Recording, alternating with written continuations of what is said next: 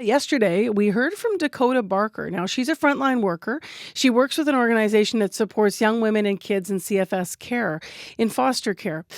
She's paid $16.50, just above minimum wage. And for that wage, I asked Dakota to tell us about some of the responsibilities that she takes on the job.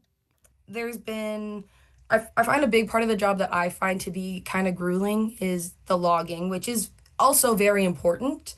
We log every hour what the girls or like the resident in question, they all have their own little like binders and stuff. Um, and they're all confidential. So we'll write down like what they did or like what they ate or like what they talked about. Things that like other people who are coming into work like might want to know about this girl or if she's like at risk of something, for example. Um, That's a serious responsibility. So yeah, the so logging, there's yeah. that. And at night, if they don't come back by curfew, then we have to call Anchor or the All Nations Children's Response, I believe it's called. Um, but it's like a network that works to make sure that like Indigenous children, especially ones in care or like who have a record of being in care, get home safe. So that was my discussion with Dakota Barker about her job. Now, as you heard, there is a range in pay for frontline workers in our province. The baseline wage, for example, for support workers in the disability sector is above minimum wage. As of 2023, it's now $19 an hour.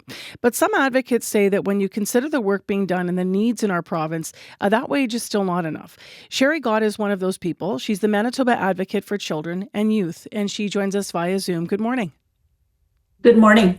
So, what's your perspective on frontline workers who work with children in care and have the types of responsibilities Dakota was outlining with her work, saying that they're making essentially the minimum? I think it is concerning that, it speaks to the value of children in the system. I think one of the things that we need to do is take better care of our children and ensure that appropriate staff training is provided, a reasonable wage is provided, especially for those children that are most vulnerable in our society. What do you hear from workers in the child welfare sector about turnover rate? Because when wages aren't at a rate maybe that is higher, sometimes that can be a challenge, right? That turnover.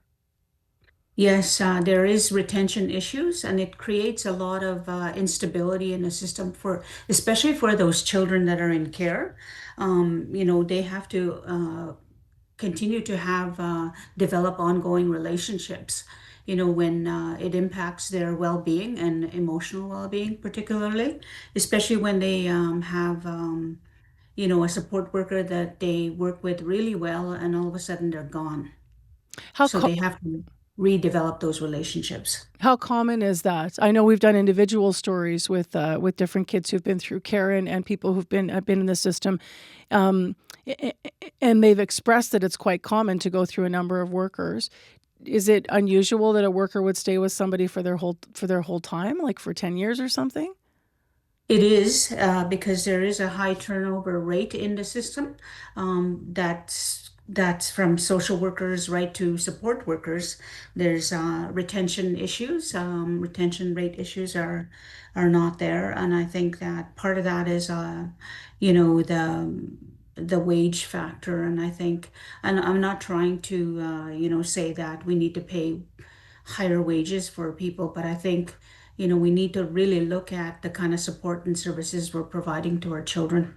Do you not think we need to provide higher wages? I'm just curious whether or not people would be leaving for the potentially leaving the system and the work that they do to sort of say this isn't worth this for me and maybe seeking a higher wage.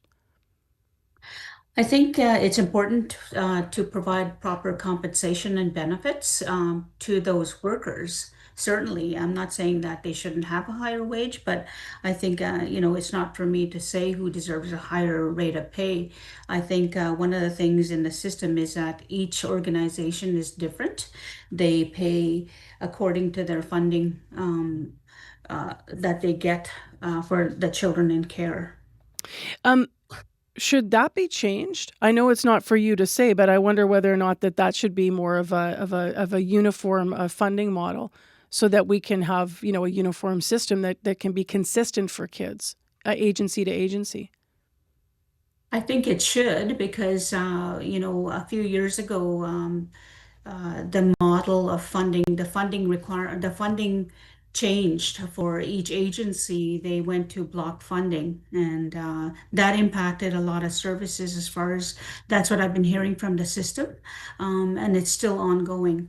The province has provided funding for agencies to manage their own respite and stuff like that, but I think it needs to be relooked at again and reassessed. Um, what do the low wages say about how our society views and values the work being done by support workers overall? I think it is critical to look at it, especially when we're looking after the most vulnerable children in society, is children that are being removed from their own families. It needs to be looked at definitely by the government. Sherry Gott, thank you for your time on our series. We appreciate it. Thank you so much for having me. Sherry Gott is the Manitoba Advocate for Children and Youth. This week, we've been looking at some of the jobs where the wages are at minimum or just above minimum. And we started looking at the area of different support workers in the province because there have been recent changes as well. There was recently an increase in the amount of wage paid to, for example, disability support workers. If you want to read about our series of stories, you can always go online to cbc.ca/Manitoba, or you can find past episodes of our show as well on your CBC Listen app.